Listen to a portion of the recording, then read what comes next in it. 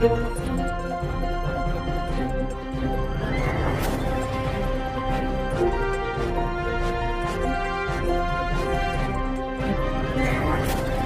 જોઈ રહ્યા છો પ્રજાના પ્રશ્નોની વાચા આપતું મિસ્ટર ગુજરાત ન્યૂઝ।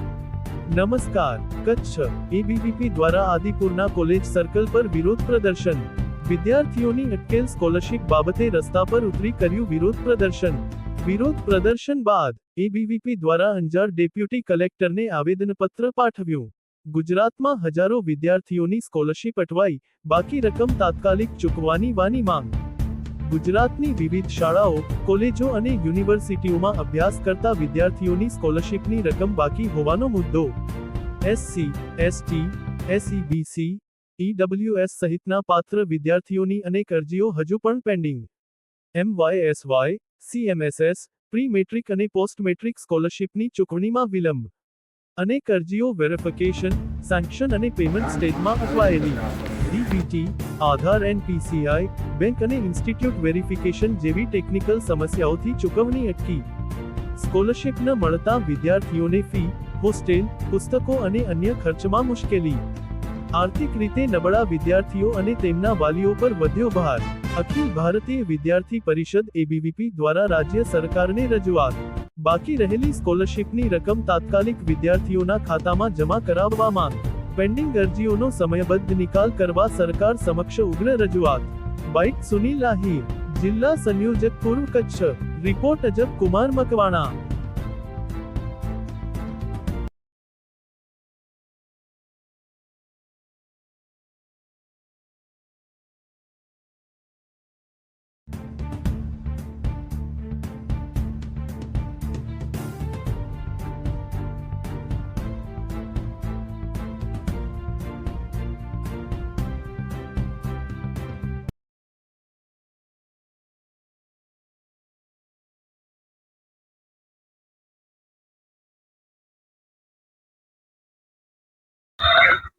નામ સુનિલ દેવજીભાઈ આહિર, અખિલ ભારતીય વિદ્યાર્થી પરિષદમાં પૂર્વ કચ્છ જિલ્લાના જિલ્લા સંયોજકની જવાબદારી।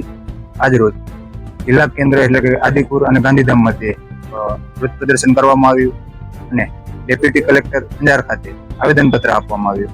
વિષય એવો છે કે કોલેજો અને યુનિવર્સિટીઓમાં અને શૈક્ષણિક સંસ્થાઓમાં એસસી, એસટી, એસઈબીસી, ઈડબ્લ્યુએસ અને વિદ્યાર્થીઓ દ્વારા સરકારની વિવિધ શિષ્યવૃત્તિ યોજનાઓ હેઠળ જે એમવાયએસવાય અને સીએમએસએસ ની યોજનાઓ છે અને આદિજાતિ વિભાગની મળતી પ્રી મેટ્રિક અને પોસ્ટ મેટ્રિક શિષ્યવૃત્તિ છે એ ક્યાંક ને ક્યાંક આપવામાં નથી આવતી અને એક વર્ષ સુધી આનો સમયગાળો લંબાવવામાં આવતો હોય અને જ્યાં સુધી બેચલર્સ પૂરા થઈ જાય વિદ્યાર્થીના ત્યાં સુધી આ સ્કોલરશિપ આપવામાં નથી આવતી।